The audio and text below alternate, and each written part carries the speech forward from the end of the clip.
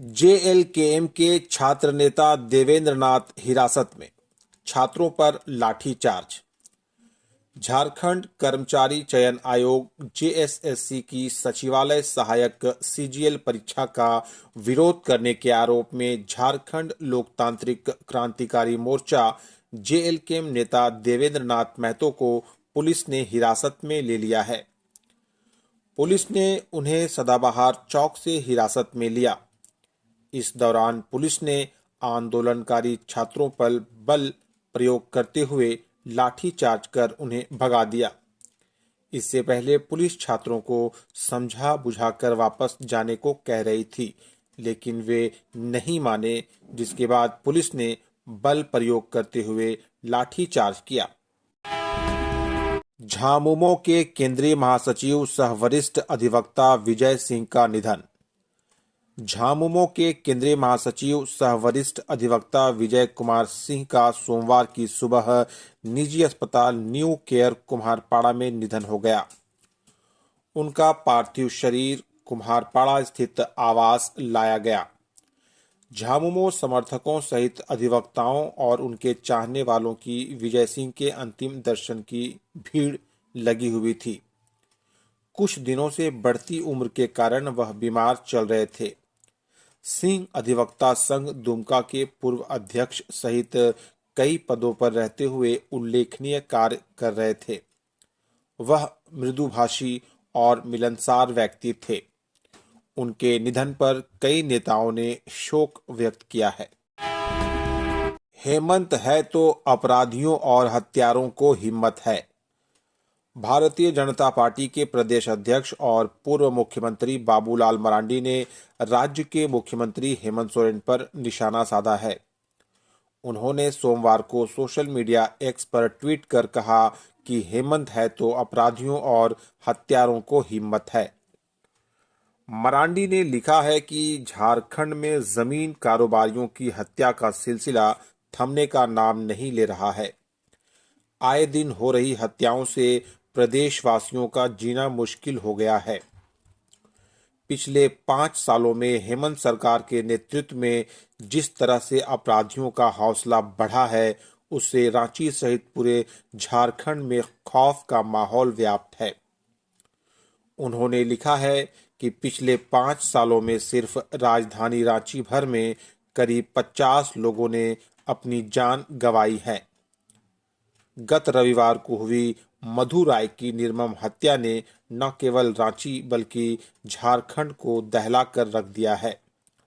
सरेआम गोलियों की बौछार और पुलिस की नाकामी ने साफ कर दिया है कि अपराधियों में कानून का कोई डर नहीं बचा है। जमीन मालिक और ब्रोकर के खिलाफ दर्ज हुई प्राथमिकी। रामगढ़ शहर के जमींदार परिवार और जमीन दलालों के जरिए लोगों को ठगने का काम किया जा रहा है। इस मामले में जमीन मालिक अमरेश गणक और दलाल अशोक साहू के खिलाफ रामगढ़ थाने में प्राथमिकी दर्ज कराई गई है। प्राथमिकी दर्ज कराने वाले खाना चौक निवासी सत्यनारायण साहू ने सोमवार को बताया कि साहू कॉलोनी में स्थित एक डिसमिल जमीन के लिए उन्होंने 25 लाख में सौदा किया था, जिसकी आधे से अधिक रकम का भुगतान वह कर चुके हैं। लेकिन जमीन मालिक और दलाल के जरिए ना तो जमीन की रजिस्ट्री की जा रही है और ना ही रकम की वापसी हो रही है। ग्रीन राशन कार्डधारी के वितरण प्रतिशत में सुधार लाएं डीलर। उपायुक्त मंजूनाथ भजंत्री के निर्देश पर सोमवार को समाहरणालय सभागार में विशिष्ट अनुभाजन पदाधिकारी रांची मोनी कुमारी ने सभी डीलर इंचार्ज वार्ड संख्या 1 से 53 के साथ बैठक में राज्य खाद्य सुरक्षा अधिनियम योजना के तहत राशन वितरण प्रतिशत में सुधार लाने का निर्देश दिया। साथ ही खाद्य आपूर्ति विभाग के सभी दिशा निर्देशों का पालन करने का भी निर्देश दिया। बैठक में दिए गए निर्देश झारखंड राज्य खाद्य सुरक्षा अधिनियम योजना के तहत खाद्यान्न उठाव में और अधिक सुधार करने के लिए निर्देश दिया गया। ई-केवाईसी कार्डधारी का आधार कार्ड से 3 दिनों के अंदर ऑनलाइन सीडिंग कराने का निर्देश संबंधित डीलर इंचार्ज को दिया गया। मोबाइल सीडिंग हर कार्डधारी का कराते हुए इसमें और सुधार लाने के निर्देश दिए गए। समीक्षा बैठक में सर्किट हाउस में भिड़े कांग्रेस नेता, विधानसभा चुनाव में हराने का लगाया आरोप।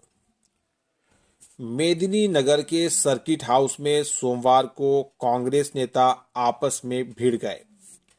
जिला स्तरीय समीक्षा बैठक में कांग्रेस अल्पसंख्यक विभाग के जिला अध्यक्ष सहित अन्य नेताओं को नहीं बुलाने पर अल्पसंख्यक जिला अध्यक्ष सहित कई कांग्रेसी नाराज थे और कार्यक्रम के संयोजक रविंद्र सिंह से मिलने के लिए पहुंचे थे। इसी क्रम में कांग्रेस पार्टी के प्रदेश सचिव रामाशीष पांडे से मुलाकात हो गई।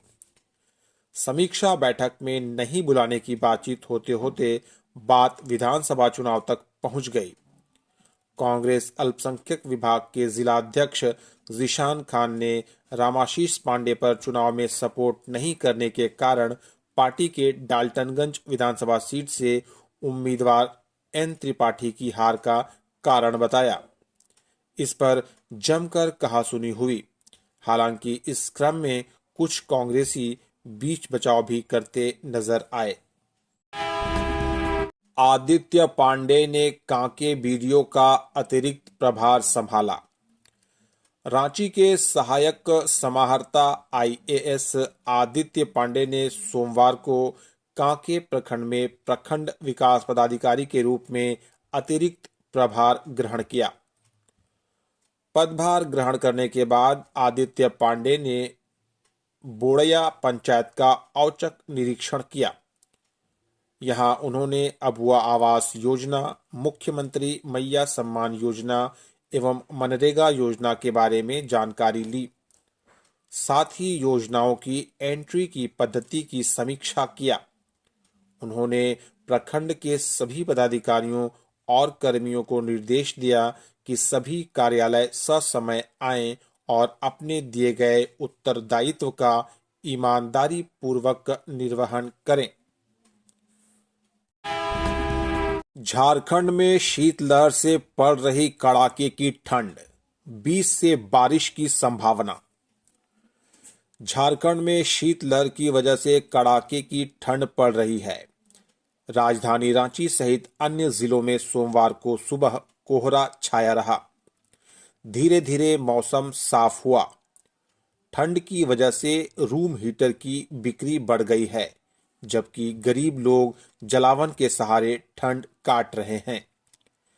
लगातार उत्तर पश्चिम दिशा से आ रही पछुआ हवाओं के प्रभाव से ठंड का प्रकोप बढ़ा है। रांची स्थित मौसम विज्ञान केंद्र के अनुसार पिछले 24 घंटे में रांची का अधिकतम तापमान 21.5 डिग्री सेल्सियस और न्यूनतम तापमान 7.9 डिग्री सेल्सियस रहा। इसी तरह जमशेदपुर का अधिकतम तापमान 24.8 डिग्री सेल्सियस और न्यूनतम तापमान 7.9 डिग्री सेल्सियस रिकॉर्ड किया गया। पिछले 24 घंटे में डाल्टनगंज का अधिकतम तापमान 24.8 डिग्री सेल्सियस और न्यूनतम तापमान 6.7 डिग्री सेल्सियस रिकॉर्ड किया गया। बोकारो का अधिकतम तापमान 21.5 डिग्री सेल्सियस और न्यूनतम तापमान 7.1 डिग्री सेल्सियस रिकॉर्ड किया गया। रांची में छात्राओं से छेड़छाड़ करने के आरोपित को भेजा जेल। शहर के कोतवाली थाना क्षेत्र में छात्राओं से छेड़खानी करने के गिरफ्तार आरोपित फिरोज अली उर्फ सुग्गा को सोमवार को जेल भेज दिया गया। वह हिंदपीढ़ी के नाला रोड का रहने वाला है।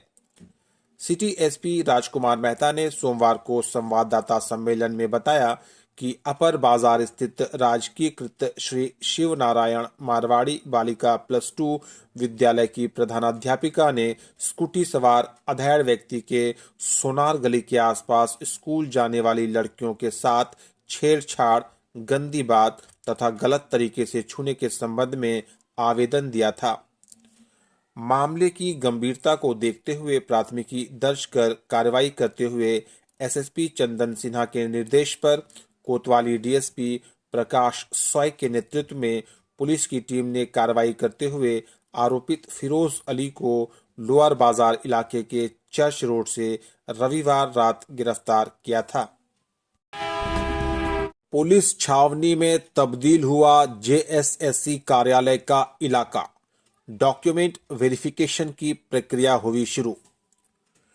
झारखंड कर्मचारी चयन आयोग जेएसएससी की सीजीएल परीक्षा में कथित गड़बड़ी के खिलाफ छात्रों के विरोध प्रदर्शन को देखते हुए आयोग कार्यालय के आसपास के क्षेत्र को सोमवार को पुलिस छावनी में तब्दील कर दिया गया है। चयनित अभ्यर्थी एक एक कर डॉक्यूमेंट वेरिफिकेशन के लिए जेएसएससी के चाय बागान नामकुम स्थित कार्यालय पहुंच रहे हैं। अभ्यर्थियों का वेरिफिकेशन शुरू है। छात्रों के प्रदर्शन को देखते हुए भारी संख्या में पुलिस बल की तैनाती की गई है। आयोग कार्यालय के चारों ओर 2 लेयर बैरिकेडिंग की गई है। कार्यालय तक जाने वाले सभी प्रमुख सड़कों में भी बैरिकेडिंग की गई है। नामकुम चौक, खरसीदाग चौक और रामपुर चौक पर बैरिकेडिंग कर पुलिस बल तैनात है। प्रवेश करने वाले एक एक व्यक्ति से पूछताछ के बाद ही प्रवेश करने दिया जा रहा है। पत्रकारों को भी कार्यालय के पास जाने नहीं दिया जा रहा है। सभी को कार्यालय से दूर रोका जा रहा है। मृतका के परिजनों ने ससुराल वालों पर लगाया हत्या का आरोप। कहा, पैसों के बल पर आरोपित पोस्टमार्टम रिपोर्ट बदलवाने का भी कर सकते हैं प्रयास। सरिया प्रखंड के नावाडी से एक विवाहित महिला की नृशंस तरीके से हत्या करने का बेहद ही सनसनीखेज मामला प्रकाश में आया है। मृतका संजू देवी उम्र लगभग 34 साल के चाचा सुरेंद्र पासवान और भाई बैजनाथ पासवान ने उसके पति रामदेव पासवान, सास, देवर और गोतनी पर गला घोंटकर उसकी हत्या कर देने का गंभीर आरोप लगाया है। बकौल परिजन हत्या की वारदात को उसके ही ससुराल वालों ने विगत 14 दिसंबर की रात लगभग 10 से 12 बजे के बीच अंजाम दिया है।